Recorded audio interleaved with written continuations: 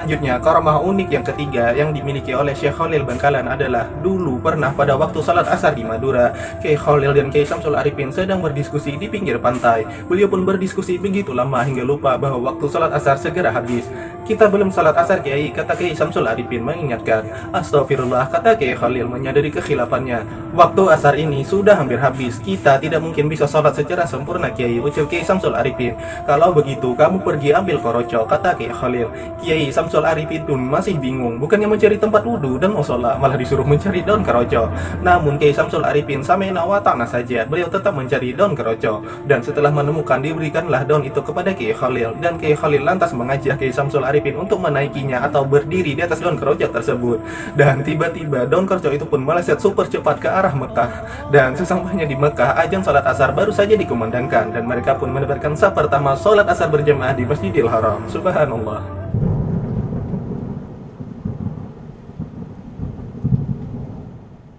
Misalnya sebagian mereka meyakini bahwasanya tadi sebagian sufi-sufi tinggal di Indonesia tapi sholatnya di Mekah. Ya.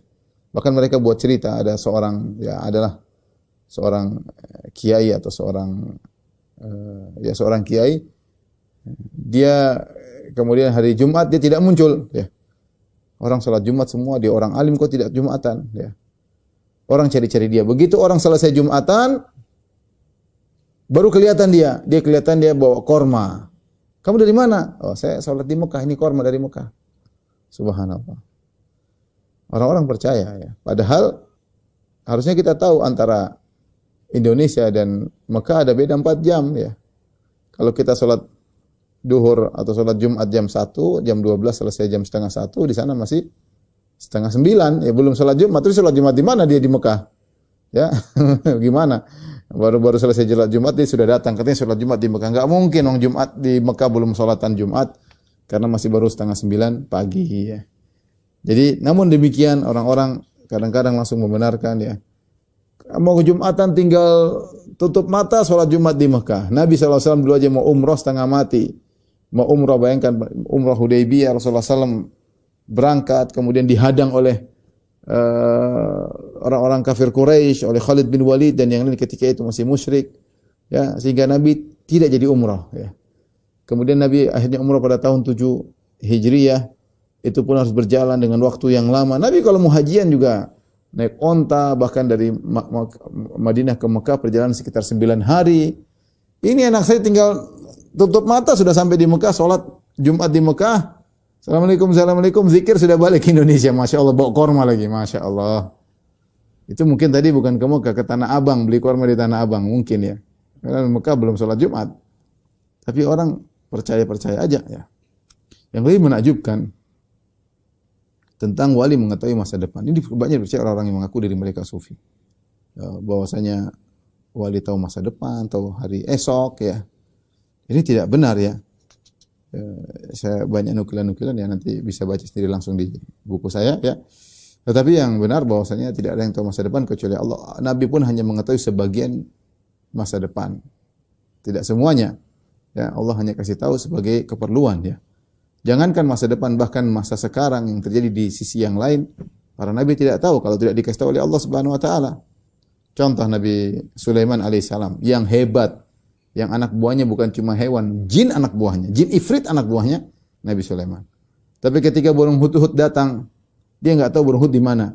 Burung hudhud kok enggak ada, ya. Mana burung hudhud? Ya. Ya. Apakah dia tidak kelihatan atau dia tidak hadir? Sulaiman enggak tahu burung hudhud am kana minal ghaibin atau tidak hadir ya. La u'adzibanna 'adzaban syadida aw la adzbahanna aw la itiyanni bi sultanin mubin. Saya akan hukum dia, saya akan sembelih dia atau saya cabut bulunya atau dia punya dalil kenapa terlambat datang. Fama katha ghairu ba'idin. Tidak lama kemudian Hudhud datang. Apa kata Hudhud? Ahattu bima lam tuhitu bih. Aku punya ilmu yang kau tidak tahu, hai Sulaiman. Waji'tuka min saba'in binaba'in yaqin. Aku datang dari negeri Saba dengan kabar yang yakin. Apa itu? Sulaiman enggak tahu ada negeri namanya Saba. Sulaiman enggak tahu Hudhud tadi kemana. Sulaiman enggak tahu, jangan bicara masa depan. Hudhud di mana dia enggak tahu. Dari mana dia enggak tahu. Hudhud cerita dan Hudhud tahu, Sulaiman tidak tahu. Makanya bilang ahattu bima lam tuhitu bi. Aku punya ilmu yang kau tidak tahu. Maksudnya anak buah Sulaiman juga tahu. Sulaiman alaihissalam tidak tahu ilmu gaib.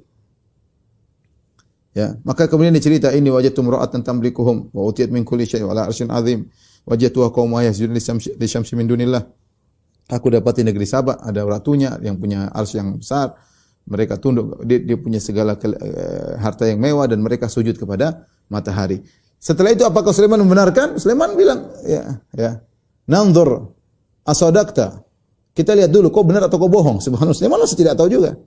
Cek dulu. Ini Hudhud benar atau tidak. Ya, ini menunjukkan Sulaiman jangankan bicara masa depan, masa sekarang daerah lain Nabi Sulaiman tidak tahu kalau enggak ada yang kasih tahu ya. Makanya para anbiya mengatakan wala alamul ghaib. Sejak Nabi Nuh dulu ketika berdakwah umatnya menyuruh kamu harus tahu ilmu gaib kalau kamu seorang nabi. Kata Nabi Nuh, wala a'lamul ghaib. Ya, dan aku tidak tahu ilmu gaib, tidak tahu masa depan. Nabi Muhammad juga tidak tahu masa depan, ya. Rasulullah SAW tahu sebagian masa depan kalau diberitahu oleh Allah sebagai mukjizat dalam sebagian hal, tidak seluruhnya. Makanya ketika kalungnya Aisyah radhiyallahu anha hilang, Nabi sallallahu alaihi wasallam tidak tahu di mana. Suruh orang semua cari, enggak ada yang dapat. Ya. Sampai semalam suntuk, sampai subuh enggak dapat kalungnya Nabi sallallahu alaihi kalungnya Aisyah radhiyallahu taala anha. Ada Abu Bakar, ada Umar, enggak dapat. Ini wali-wali Allah semua enggak tahu di mana kalungnya Aisyah.